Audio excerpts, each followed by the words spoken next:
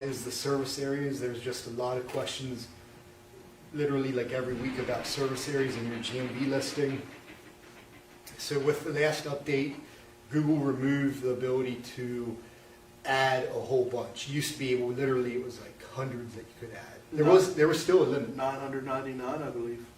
I forget. I mean, I'm pretty sure. Like we had somebody that actually we had a listing that we added.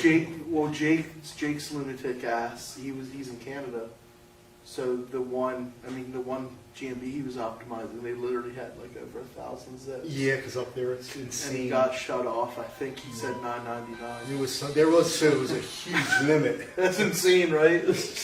What was so much we were gonna build automation to do it, which I'm now glad we did. Yeah. Not that it would have been a difficult thing to build, but whatever. So now you can have a maximum of 20. So if you have a lot of zip codes, obviously you're not going to be able to add all those. Obviously you're probably going to want to encompass more of the county and the cities going down now, rather than going from the small zip codes up. Probably go from the county level, or even at the state if you, not that you're going to see state visibility, but if you service the state or something, or multiple counties, start at the larger area and then funnel it down until you run out of 20, just so that you're covering the major areas. Make sure you get your main city in there. Interestingly enough, despite what a lot of the GMB gurus will tell you, the white hat people, that service areas don't affect rankings at all. Quite a number of people are reporting, these are SEOs, that when their service areas got removed, their rankings tanked along with that.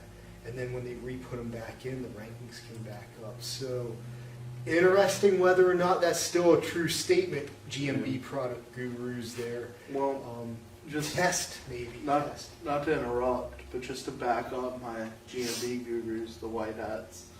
I know a guy who interviewed 3 service area businesses, and he came up with conclusive data that it didn't affect it. So that's all I'm saying. So, and I'm not saying that it maybe if they were testing, again, with all the updates, you have to always be testing. It's a weird thing to have had happen and then to correlate with the rank drop. I mean, that's a pretty. And a few people have said it. I've seen it more than once too. Yeah, in the groups. Yeah, I've seen it as well. And so, if you would have said a couple months ago, service areas don't have any impact, I would have said they might have a very negligible. But if you would have said like 18 months ago, I would have disagreed, because when you were able to add your own neighborhoods to them, you used to be able to type in neighborhoods, like little neighbor, like that literally would get you showing up if you weren't showing up before in non-competitive area. Non-competitive, like if you typed in like, not the city name, that's too competitive, but if you actually typed in the neighborhood name, like you're looking for locksmith in this neighborhood or something like that, and you typed in that neighborhood and you weren't showing up before and you add that service area, it absolutely did get you to show up. Now it's not it wasn't a strong signal, but it was definitely a signal. If you looked at a very non-competitive terms, long tail stuff, it was definitely a signal there. You should probably test again what type of signal it has. It's on our list of things to test again, because as soon as we see this, other SEOs telling us, hey, they're correlating these results, like let's test and see, So I haven't heard too many people, because I've talked to a few people that said they added service areas though and didn't see much increase. So I wonder if there's some type of correlation between changing the data or having it changed and affecting the rankings. Just like if we add like a service keyword to the brand name, wouldn't necessarily help the rankings, but when we previously had the keyword in the service name and then it was taken out, the rankings drop, and then when we put it back, it came back up, where it's almost like it's affecting that document archive of the business, and it could be an age thing, or like even you were saying, older listings were getting a lot more authority, it looked like,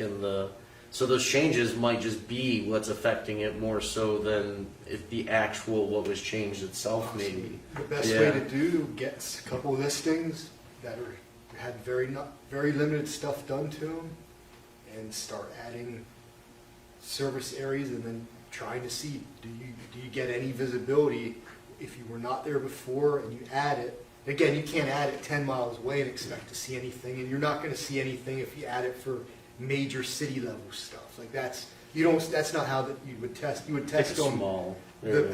as non-competitive as you can get. That's why people test using lorem ipsum and made up keywords and stuff like that, so you can actually see movement. And then just see if there is a correlation there. I mean, I think it's worth testing. I know back in the day that it did have an impact. Then they removed that ability for you to actually specify the neighborhoods, and you could only use their list.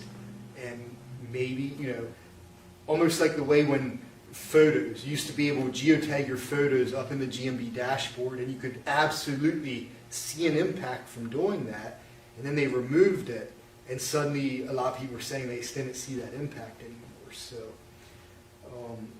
it's interesting. Definitely worth more tests. So I don't think we have any conclusive. Things have been changing so much. So much flux, but awesome.